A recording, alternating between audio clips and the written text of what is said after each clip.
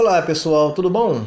Aqui é mais uma vez o Adam falando com vocês, através aqui desse nosso canal do Pensemos a Respeito, tratando aí sobre assuntos de advocacia, conhecimentos e assessoria de modo geral. Pessoal, falando aqui com vocês, antes de mais nada fazendo a apresentação dos nossos serviços, nosso portal adamtelesdemorais.com.br, com foco aí na área jurídica para solução em questões de consumo imobiliário, dívidas e também questões de execuções bancárias, tá? Com a apresentação aí dos nossos serviços. Clique gratuitamente para se informar mais a respeito, realização de cálculos, acompanhamento nos nossos grupos com as principais novidades da área jurídica dentro aí do nosso segmento de especialização e sem prejuízo aí também da nossa atuação para os demais fins, tá? Tanto de conhecimento como também de assessoria no âmbito empresarial, principalmente para empresas MEI, ME, pequenas e empresas de pequeno porte também, tá? Para fins econômicos, financeiros e administrativos, de gestão e gerenciamento de modo geral. Pois bem, hoje, pessoal, um questionamento aqui importante, mais uma vez da área jurídica, para aqueles que obtêm financiamento, tá, do seu próprio veículo, do seu próprio automóvel. Não necessariamente financiamento da sua casa própria, tá? Para aqueles que costumam comprar o seu próprio carro. Pessoal, aqueles que financiam, e muitas das vezes com o interregno que nós temos no dia a dia, considerando esse atual novo normal que nós estamos vivendo, que de novo normal cada vez mais estamos tendo menos ingresso e possibilidade de acesso ao mercado de trabalho, e a busca do empreendimento próprio cada vez mais arriscado quanto às suas atividades. E assim, né, pessoal, pode ser que no mês seguinte não dê para pagar as contas. E não dando para pagar as contas, haverá busca e apreensão com o término do seu financiamento. Busca e apreensão que tem que ser feita em juízo com um regramento jurídico próprio. Esse regramento jurídico próprio que me causa espécie é o seguinte: até alguns meses atrás, meados de 2020, isso já é meia pandemia, hein? Em que pese nós temos aí todo um questionamento à parte, se é possível suspender o financiamento em função da pandemia. Aquela legislação extraordinária não tratou nada disso especificamente, em que pese não haver prejuízo de algumas interpretações analógicas, extensivas, favoráveis para tanto, mas nada que não seja conhecido o mérito especificamente em juízo, cada caso um caso, com as suas peculiaridades, tá? Mas nada definido em lei, nada com efeitos gerais, abstratos e vinculantes, nada que lhe garanta a título de legalidade, não, tá bom? E assim, pessoal, o que me causa espécie é o seguinte: você está com financiamento, não vai ter a grana no próximo mês, como é que você vai fazer o pagamento? Sabe que vai dar ruim, de modo geral, e você vai ficar realmente na iminência de perder o imóvel, o veículo, até porque o veículo, a princípio, você como proprietário fiduciário, com a posse apenas direta dele, nunca foi proprietário em si. Mas a instituição financeira, que em regra financia para esses fins a título de alienação fiduciária, com regramento próprio para tanto, ele é que é o proprietário. E, na oportunidade, ele também não tem propriedade plena e, para os rigores legais aplicáveis, ele tem que obter a apreensão do bem com ordem judicial apenas, porque isso implica um direito fundamental teu, desdobramento a título de direito de propriedade. E com essa ordem judicial, tá, de busca e apreensão para um processo jurídico, para um processo judicial próprio, é que com o bem apreendido e o término do teu financiamento, com os demais haveres em função desse término, que aí o mesmo é levado a leilão, tá? Ele também não vai direto para a propriedade das instituições financeiras, senão elas já são as donas do mundo. Aí é que elas realmente seriam as donas do mundo. Mas o que me causa espécie, gente, é que a princípio, realmente, o indivíduo nessa condição, ele se encontrava com a posse direta do bem, do veículo, mas não de forma justa, tá? Acontecendo na mesma se tornar precária pelo inadimplemento e pela mora do financiamento. E aí, com isso, ele se tornava depositário infiel. Pessoal, depositário infiel é o seguinte: depositário infiel era considerado uma hipótese, tal como a dívida de alimentos, que gerava prisão civil. Era uma espécie de que o indivíduo ele iria preso, tá? Mas por ser prisão civil, não tinha os efeitos da reincidência e os demais efeitos jurídicos penais aplicáveis no âmbito do direito penal. Não se tratava de um ato ilícito considerado como um delito penal para fins de crime ou contravenção. Tratava-se de um ato ilícito no âmbito civil que, excepcionalmente, gerava a possibilidade de prisão civil, tal como ainda é o de alimentos, com um período máximo de 3 meses, portanto, na prática. Mas o que acontece? Sem muito meandros, isso é mais objeto de estudo sob uma ótica de análise teórica, e aqui a nossa finalidade é ser o mais útil possível, isso foi considerado inconstitucional. Na verdade, isso foi desconstitucionalizado na nossa ordem jurídica, tá?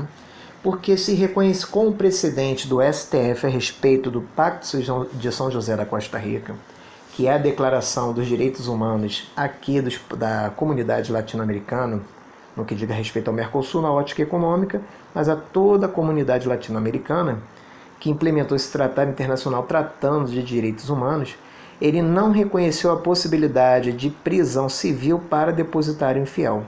E isso foi declarado com efeitos retroativos no sentido de que nunca houve essa possibilidade como válida no nosso ordenamento jurídico desde o advento da nossa Constituição, porque seria um direito fundamental do indivíduo não ser preso, como garantia, não ser preso dessa forma. Beleza? Tranquilo. Isso aconteceu já tem alguns anos atrás, tem mais de 5 anos atrás.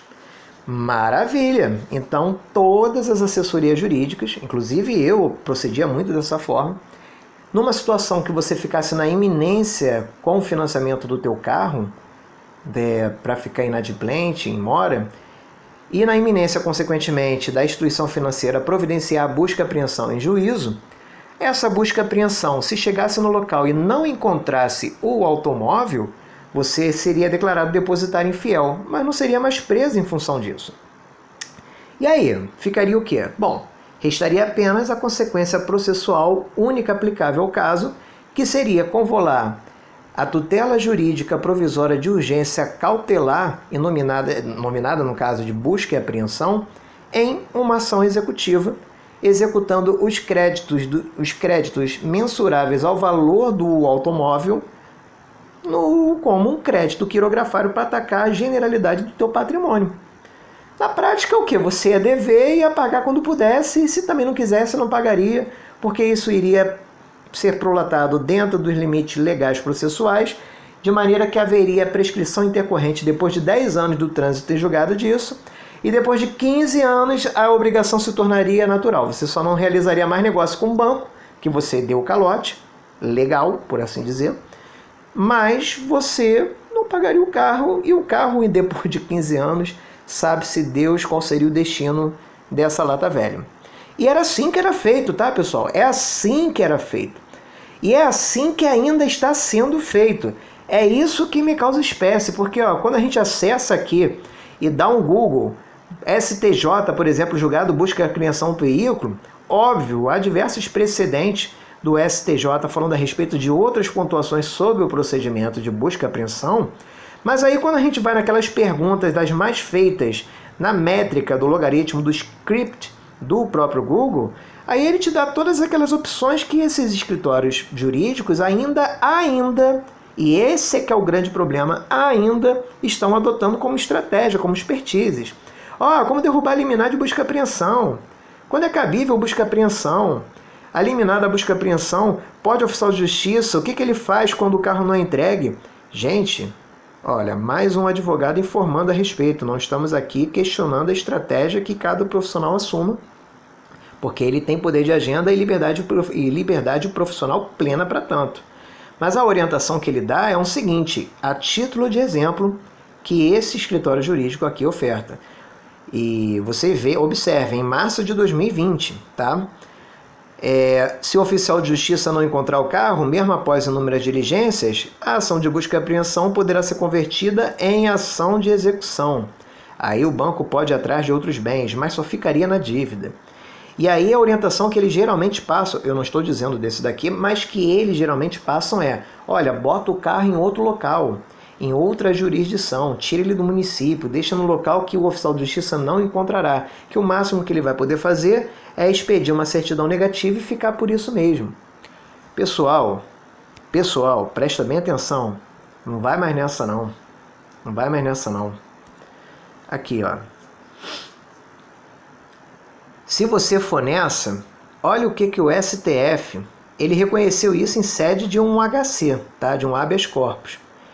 Ele não é um precedente qualificado, não tem efeitos gerais abstratos e vinculantes, no termo do artigo 333 ou 927 do atual Código de Processo Civil. Tudo bem, mas ele é um leading case, ele é um precedente. E não pensem vocês que as instituições financeiras não estão a par disso. Inclusive os próprios poderes judiciários. Se você pega o teu carro financiado que está em mora, não pago, já tem busca e apreensão do mesmo, independente de qualquer caso. Ah, mas eu recebi a orientação, posso botar em outro lugar. Quando aparecer o oficial de justiça, ele não constar isso, ele só vai expedir certidão negativa. E vai ter que, aí o banco é que vai ter que convolar essa execução e eu vou pagar se eu quiser. Gente, não é mais assim não. Olha o que o STF reconheceu como constitucional, em que pese depositário infiel, não gerar mais prisão civil. Olha o que acontece nessa situação. A sua condição de depositário infiel continua sendo desconstitucionalizada, ela não fora declarada recepcionada pela Constituição, você não continua sendo preso civilmente por causa disso. Civilmente, não. Mas olha só o que o Supremo Tribunal já entendeu, reiterando isso um mês depois da orientação daquele outro escritório, 28 de abril do ano passado. E encontra-se vigente isso desde então, hein, pessoal? O indivíduo, na qualidade de depositário infiel, que não obedece à ordem do oficial de justiça para que entregue o veículo com mandato de busca e apreensão expedido por juízo civil, pratica crime de desobediência. Isso aqui, pessoal, é crime de desobediência à ordem judicial. Você não é mais preso por ser depositário infiel, não. Mas você agora vai ser preso com auto de prisão em flagrante, com o oficial de justiça acompanhado com uma patrulha da polícia militar, em função de você estar desobedecendo a uma ordem judicial, que é o crime previsto contra a administração da justiça no artigo 330 do Código de Processo Penal. Esse crime é um crime de, salvo engano, de médio potencial ofensivo, nem cabe o G-crime, pessoal, porque é contra a administração pública e não se considera bagatela para esses fins. Olha o problemão que você vai ter, vai estar numa vara penal comum, respondendo para um processo no rito ordinário, sem os institutos despenalizadores, tais como composição civil, transação penal, suspensão condicional do processo. Não vai ser nem no G-crime isso. Não vai dar para quebrar isso na delegacia, não vai dar para quebrar isso em juizado especial criminal. Você vai estar numa vara comum. O promotor de justiça vai estar na tua cola, só porque você adotou essa estratégia de deixa o meu veículo em outro. E com toda razão, né, pessoal? Porque isso daqui não prejudica o fato de você estar praticando isso de forma reiterada, como um crime continuado, inclusive, ou pelo menos com concurso material, com a prática de estelionato, que piora ainda mais a sua condição. Então, pessoal, vamos ficar atento com relação a esse ponto. Não dá mais para fazer isso em busca e apreensão. Eu, particularmente, não faço mais. E segue aqui essa minha observação a título de utilidade pública. E se você está recebendo orientação, porque é fofoca, né? Mas se você tem uma assessoria jurídica, ainda está recebendo essa orientação desatualizada, pô, pessoal, fica atento. Mas é só um precedente. Pô, é só um precedente, mas você acha que esse precedente não vai ser alegado pela instituição financeira? Você acha que o oficial de justiça já não vai cumprir isso com a expertise de botar uma patrulha da polícia militar para acompanhá-lo com força policial? Porque ele tem atributo de itinerância. Ele pode ir até o local do fato onde o veículo se encontra, independente de estar na circunscrição onde ele atua, pessoal. Isso aí o CPC é claro nesse ponto. Ó, um apelo até meu aqui, pessoal, não fazem isso não, tá? Não façam isso não. Não façam não. Você vai achar que vai elidir um problema de dívida no âmbito civil e vai acabar com um problemão no âmbito penal. Entendeu? Faz isso não. Existem outras formas de solucionar isso daqui. Através de negociação, por uma série de situações. Mas não faz isso aqui não. Não queira dar uma desperta para isso daqui não. E se você recebeu uma orientação jurídica contrária a esse entendimento aqui desse precedente, que tem outros, tá? Isso aqui é só um precedente. Poxa, procure se atualizar. Nem que seja necessário com uma outra assessoria jurídica, não necessariamente aqui a minha não. Isso aqui é utilidade pública, ok? Então é isso, pessoal. Mas não podia deixar de ser, tá? A nossa nova técnica aí de terminar os nossos vídeos com memes, né? Porque aí você adota esse expertise nessa estratégia. Ah, eu vou deixar meu carro em outro local. Aí você, crente, olha o gol, aí vai chegar na trave. E ó, isso daqui só foi uma perda material por parte de um carro velho. Esse na trave aqui, desse meme aqui, vai ser bem pior no teu caso. Porque esse na trave teu aqui vai ser perante a um promotor de justiça e principalmente a um juízo criminal de uma vara penal comum, cara. No rito ordinário, que nem vai caber GCRIM. Evita isso, tá, pessoal? Segue aí a nossa orientação. Um grande abraço, fiquem com Deus e até mais.